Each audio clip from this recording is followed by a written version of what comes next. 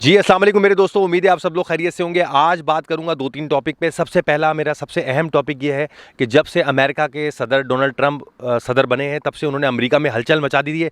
एक क़यामत सा माहौल उन्होंने वहाँ पे अमेरिका में क्रिएट कर दिया है। मास डिपोर्टेशन की जो वो बातें कर रहे हैं, उसमें उन्होंने मज़ीद कुछ एग्जीक्यूटिव ऑर्डर पे साइन किया है, वो आप तक पहुँचाऊँगा। क्या दूसरा मैं आपको बताऊँगा, पाकिस्तान ने भी वज़ीर आज़म की हिदायत पर कोई 50,000 पासपोर्ट जो हैं वो कैंसिल किए हैं, मनसूख किए हैं। किन लोगों के किए हैं, कौन लोग इसके एलिजिबल हैं, जिनके पासपोर्ट कैंसिल हुए हैं, उस हवाले से थोड़ी सी इन्फॉर्मेशन दूंगा। तीसरा मेरे दोस्तों, मैं आपको इन्फॉर्मेशन दूंगा पुर्तगाल के हवाले से कि यहाँ पर भी रेजिडेंस परमिट की जो एप्लीकेशन है जिन लोगों ने दी थी, उनको भी रिफ्यूज़ किया। अच्छा, इसमें एक चीज़ और ऐड करूँगा मेरे दोस्तों, यूके ने भी एक बहुत बड़ा फैसला कर लिया था अभी चंद दिन पहले कि जितने भी यूके में 10 साल 20 साल से लोग वहाँ रह रहे हैं और उनके पास चाहे वो इंडेफिनिटी क्यों ना हो, उनको अब ब्रिटिश पासपोर्ट नहीं दिया जाएगा। इस हवाले से बहुत अहम पेशरफ सामने आई है, वो आपसे जिक्र करूंगा। तो आए वीडियो शुरू करते हैं। दोस्तों, अगर अमेरिका की मैं बात करूं तो अमेरिका पूरी दुनिया में एक ऐसा कंट्री था, इवन मैं आपको यहाँ की बात बताऊं, पुर्तगाल से भी यहाँ का रेजिडेंस कार्ड लेने के बाद कई लोग जो है वो मैक्सिको के बाद डिंकी लगा के वो अमेरिका पहुँचते थे। कई लोग मुझे भी मिलते थे, मैं उनको मना करता था कि खुदारा कोई इलीगल ऐसा काम मत करो, अगर यहाँ पुर्तगाल में मौजूद हो तो पहले यहाँ का पासपोर्ट हासिल कर लो, उसके बाद फिर चाहे दुनिया में कहीं भी रहो।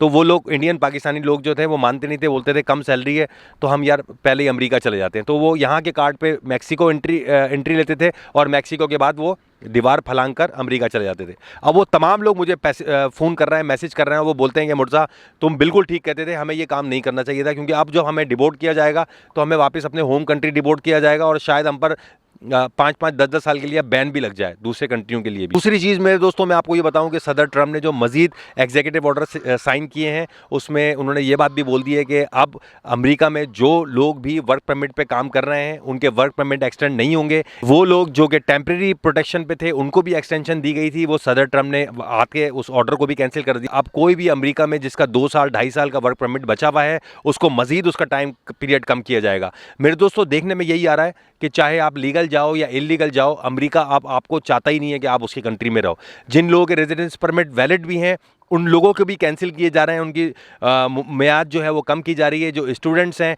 उनको भी मुल्क छोड़ने का कहा जा रहा है। अभी इन्होंने एक बात और बोल दी है कि जिन जिन लोगों के पास अमेरिका का रेजिडेंस कार्ड है और वो लीगल हैं और वो किसी भी तरीके से सोशल बेनिफिट ले रहे हैं, तो वो भी ख़त्म कर दिए गए हैं आप लोगों के लिए। आप वो उनका ये कहना है कि सोशल बेनिफिट सिर्फ वही ले सकेगा जिसके पास अमेरिकन पासपोर्ट होगा और जो अमेरिकन नेशनल होगा। जितने भी इमिग्रेंट्स अमेरिका में रह रहे हैं, वो भले उनके पास रेजिडेंस कार्ड क्यों ना हो, किसी किस्म का कोई बेनिफिट उनको नहीं दिया जाएगा। दूसरा मेरे दोस्त, अमेरिका की सेक्रेटरी का ये भी कहना था, क्योंकि वो भी मैदान में आ गई हैं, वो कह रही हैं कि हमें चाहिए ही नहीं इनलीगल लोग। उनका ये कहना है कि आप रज़ाकाराना तौर पे अमेरिका छोड़ दें, अगर आप अमेरिका नहीं छोड़ेंगे तो हम आपको ढूंढ लेंगे, और अगर हमने आपको ढूंढा तो हम आपको ज़िंदगी भर के लिए अमेरिका के लिए बैन कर देंगे। पाकिस्तान ने भी 50,000 पासपोर्ट जो हैं वो कैंसिल कर दिए हैं। ये लोग कौन हैं? ये वो हैं जो डिंकियां लगा लगा के यूरोप की तरफ आए। इसमें वो लोग शामिल हैं, इसमें वो लोग शामिल हैं जो लोग उम्रे का टिकट लेते हैं और वहाँ जाके भीख मांगते हैं और उनको वहाँ की हुकूमतों ने डिपोर्ट किया है।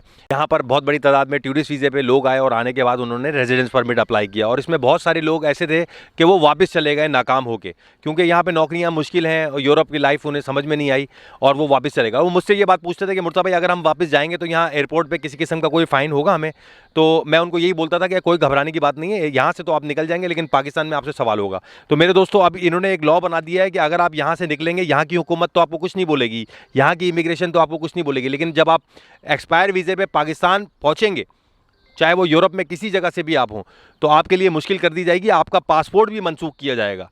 जब वो चेक करेंगे आपके पासपोर्ट पे कि आपका पासपोर्ट पे 10 दिन का वीज़ा था और आप 3 साल बाद आ रहे हो, ठीक है, और उनको ये बात भी पता है कि दोबारा आप अटैम्प्ट ज़रूर करोगे और कुछ लोगों के दोबारा वीज़े भी लगें, तो आपका पासपोर्ट उन्होंने फैसला कर लिया है हुकूमत पाकिस्तान ने कि आप वो कैंसिल कर देंगे ताकि आप पाकिस्तान से बाहर ही नहीं जा सको। और डिंकी लगा के बीच में पकड़े जाते थे, उनको पाकिस्तान जहाज़ के जरिए डिपोर्ट किया जाता था, उनका पासपोर्ट कैंसिल किया जाएगा। वो तमाम लोग जिनके शेंजन वीज़े लगते थे और वो किसी भी शेंजन कंट्री में जाके बैठ जाते थे, उनके 10 दिन के वीज़े होते थे, वो 3-3 साल शेंजन कंट्री में बैठते थे, और अगर मिसाल है उनका कोई काम नहीं बनता था, इमरजेंसी में उनको अपने घर आना पड़ता था, तो अब जब वो घर आएंगे या उनको डिपोर्ट किया जाएगा तो उनके पासपोर्ट भी मेरे दोस्तों कैंसिल किए जाएंगे। तो इसमें वजाहत करूं तो आपको ये बताऊं कि अभी खास तौर पे जैसे मास डिपोर्टेशन चल रही है यूएसए के अंदर, वो तमाम लोग जो यूएसए से डिपोर्ट होकर पाकिस्तान आएंगे, इन तमाम लोगों के पासपोर्ट भी कैंसिल किए जाएंगे, क्योंकि वो तमाम लोग जो इलीगल एक्टिविटी में मुलव्वस हैं या इलीगल इमिग्रेशन में मुलव्वस हैं, उन तमाम लोगों के पासपोर्ट जो हैं वो कैंसिल करने का, उसको मनसूख करने का कहा गया। मेरे दोस्तों, अगर बात करूँ पुर्तगाल के हवाले से, तो यहाँ की हुकूमत ने भी, यहाँ की इमिग्रेशन ने भी कई हज़ार एप्लीकेशन जो हैं वो रिजेक्ट की हैं। अपनी वेबसाइट पर साफ तौर पर लिखा हुआ है, ये वो लोग हैं जिन लोगों ने मैनिफेस्टो ऑफ इंटरेस्ट अप्लाई तो किया था, मगर ये पेश नहीं हुए, ना इन्होंने पेमेंट की है बायोमेट्रिक के लिए, और कुछ लोग ऐसे भी हैं जिनकी बायोमेट्रिक की भी ईमेल आई हुई थी लेकिन वो अपेयर नहीं हुए। इसमें से ज़्यादातर तो मेरे दोस्तों वो हैं जो लोग अपने होम कंट्रियों से आए थे, वापस चले गए हैं, यहाँ पर आए ज़रूर थे, वो मैनिफेस्ट भी अप्लाई किया था उन्होंने, बट वो यहाँ सर्वाइव नहीं कर पाए, तो वो अपने होम कंट्री वापस चले गए। तो ये जो फॉल्ट बताया जा रहा है ना, ये आवाम की तरफ से बताया जा रहा है, सरकार की तरफ से नहीं बताया जा रहा कि हमने रिजेक्ट किए हैं। मतलब जो इसका रीज़न है वो आवाम ही है कि वो पेश ही नहीं हुई, किसी ने फ़ीस नहीं दी, कोई बायोमेट्रिक पे अपेयर नहीं हुआ, तो ये वो चीज़ है। तो आप लोगों को घबराने की ज़रूरत नहीं है। दूसरे जिनके फालते आ रहे हैं वो बिल्कुल परेशान ना हो, फालते क्लियर होने के बाद इंशाल्लाह आपको कार्ड मिलेगा। इसमें थोड़ी सी चीज़ मैं आपको ऐड ये भी करूँ कि पुर्तगाल का जो मेरा एक्सपीरियंस है, बजाय इसके कि जो मासूम यहाँ बैठा हुआ टैक्स दे रहा है और यहाँ मजदूरी कर रहा है, उसके बनिस्बत बाहर वाले लोगों को इन्होंने जल्दी काट दिया।